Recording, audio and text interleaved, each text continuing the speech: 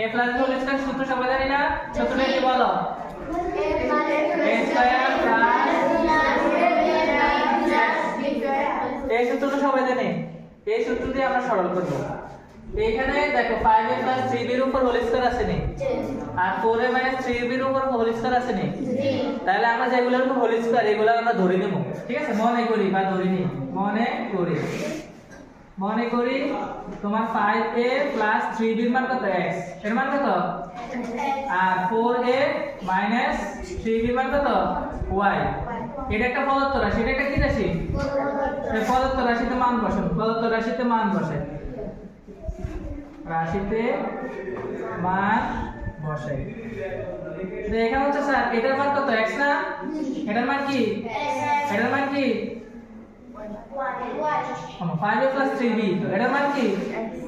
x। এটার মান কি? y। এটার মান কি? 4a মাইনাস 3b মান কত? 4a মাইনাস 3b যত জায়গায় আছে তত জায়গায় কত বসবো? আর 5a প্লাস 3b যত জায়গায় আছে তত জায়গায় কি বসবো? তাহলে 5a প্লাস 3b এর মান কত? 5a প্লাস 3b এর মান কত?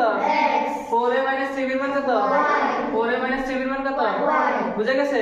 এবার প্রদত্ত রাশিতে মান বসে, এটার মান বসিয়ে দিব। এটার মান উপরে কি আছে? স্কয়ার প্লাস এখানে কত আছে? তারপরে এটার মান কত? এটার মান কত? এখানে কি আছে? এটার মান কত? উপরে কি আছে? তাহলে দেখো এটা a ধরলাম, এটা কি?